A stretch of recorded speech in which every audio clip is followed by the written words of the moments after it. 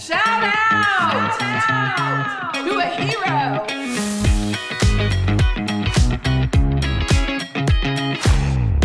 Shout out to a hero. Hello, everybody. Today we are at Mead Jewelry with J. Mead, Lori Waken from Peacefield Farms, and we also want to thank Tony from Land Run. He's one of our sponsors. But we wanted to honor this lovely lady, Ms. Jackson, as the kids like to call her. Damon Burpo, he nominated her. We were talking about homeless ministry, and he said, you need to meet this lady. She's amazing. She not only feeds the homeless, she feeds kids. She's a professional. She's fostered children. She's a pastor, and she is a long-term COVID survivor. So we want to thank you. We want to honor you. I'm going to let you tell a little bit of your story, but first we want to give you prizes. That is from Land Run Steakhouse. That's a gift certificate. Jay has a very special pin for you. Just a little token of appreciation for what you do. Thank you. And then Lori has... I've got a bounty basket here and just some things from the farm. We've got some homemade pantry bread and some apple butter from our own apple tree, sand plum jelly, chocolate chip pecan cookies, again, pecans from our tree, chickens from our eggs, and homemade all-natural soap. And so hopefully you will enjoy the bounty. I will. And thank you so much for all you do. Thank you. I'd like her to tell a little bit of her story. Tell about the kids and then go into your COVID. Just tell us a little bit about yourself, how you started feeding the children. How I started feeding the kids was through basketball of last season. I was noticing that they didn't go home, and so they probably want to stay and watch basketball games because it was really pumped, trust me. And so they wouldn't go home, and they would say, Miss Jackson, you got something to eat? And I didn't have anything. And so I started making sandwiches for them, making them little bags and bringing them to school. So when it was game time, after school, they could get a bag. So that grew to people started watching me, like teachers and all started watching, and they began to pitch in. So then we had lots of bags for them. So the next thing I know, I had too many. And I was like, God, what am I going to do with all this leftover? And I passed by 580 a lot going to school, and it was like 580 because they feed the homeless. They give them coffee. And so sure enough, that's how this all started. So I would take the extras there. Well, after basketball was over, I just started buying to still give sandwiches. You can eat a sandwich with a cup of coffee in the morning. And so that was pretty much how that started. That's amazing. That's wonderful. If anybody wants to help pitch in with Miss Jackson, Dane, you can probably contact Dane. He can contact me, and we'll get hold of Ms. Jackson. So we'd love to have supplies to help her feed some of these kids. But also, you're a COVID survivor. Tell us a little bit how God kept you here on this earth for a purpose. So. And that's the purpose, trust me. It's feeding. And also, well, can I talk about planting? Yes, ma'am. Okay, so since all of this has evolved, I call it fishermen of men's, future fishermen of men's. I was watching kids come, teenagers from the school, come and actually fish in the pond. And I'm like, how does this happen? You know, they don't even know where I live, but they're out there fishing. They didn't have any water. They didn't have any sandwiches. So I knew that's what I could offer them. And they just loved it. You know, thank you, Miss Jackson, thank you. So I did that. Well, then, now my grandkids come and fish. He spoke the same thing to me, future fishermen of men. So I was like, okay, I do videos now of my grandkids when they're there, and I talk to them and I say that to them so they can hear it. It's important that they hear they're fishermen of men.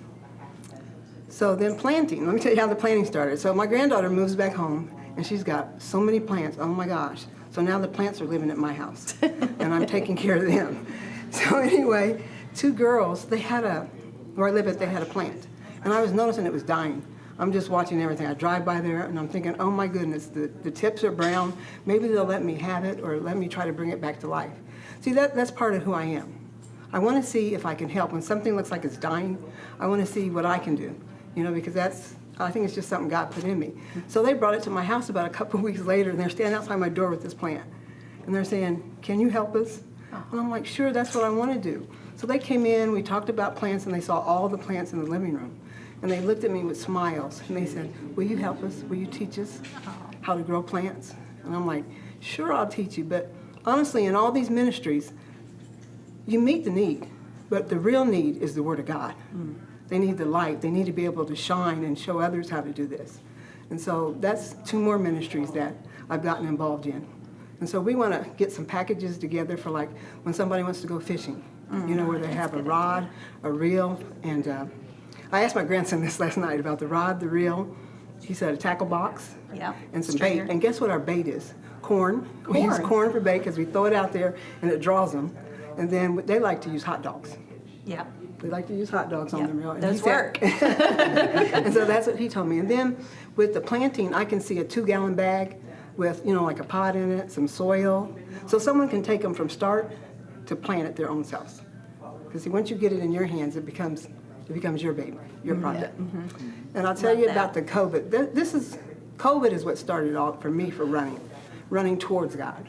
Because I know that God was waiting for me all along. I don't know about you all, but there's been several accidents I've had. There's been several things that have happened. That was God tapping on me. It was. And so when I got COVID, I'll never forget it. It took me a while to get in the hospital. Trust me, they kept saying, go home, go home. My daughter was in the hospital already with COVID. And so she kept saying, Mom, just come back, come back. So I went back and I felt okay. I'm thinking, oh, I'm gonna live now. I'm gonna be all right. Little did I know, I'm eating Jell-O, and they run into my room, the nurses do, and say, Miss Jackson, if we don't get you to ICU, you're gonna die. And I'm like, die? I'm eating Jell-O, you know what I mean? But let's go. So let me tell you, the one thing is real, is that they took my bed and they raced me to the elevator. That's when my heart started pumping, you know what I mean? This bad. We got on the wrong elevator. They had to take me off and go around a different way. But anyway, I got to ICU, and I don't remember anything since ICU, other than opening my eyes in Oklahoma City, not knowing where I was or even how I got there. So that was August 3rd, and I got out sometime in November. But I got to come back to Enid and do my physical therapy.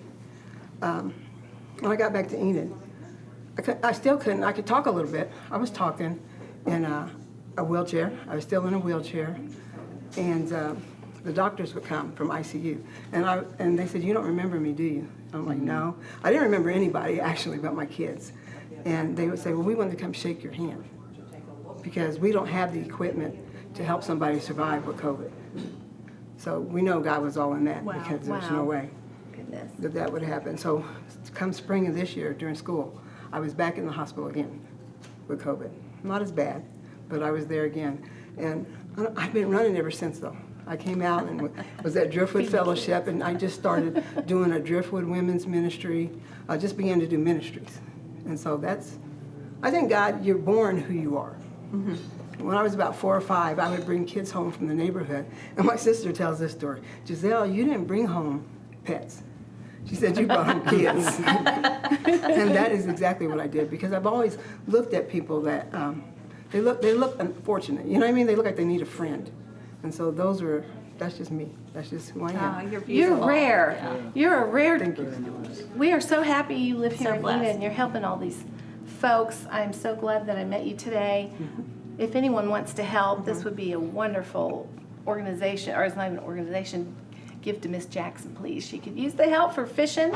She listed all the things, planting and feeding, souls and tummies. So we're honored to have you. You're well-deserving, lady. I mean, Thank you. Thank you. We're going to do it through, since I do work at Driftwood. Okay, I'm associate through pastor there, Driftwood. Okay. There's a link on Driftwood. If you go to Facebook, or you go to the link, and it's Driftwood Fellowship, and you give to the general. okay. You give to that, Driftwood yeah. Fellowship. Okay. Because it's on God, Facebook. this is a God thing, and so That's amazing. my hands are going to. That's lovely. Yeah. Thank you. Oh, we're so Very honored. nice. Yay. Yay. You're perfect shout out hero. The perfect one.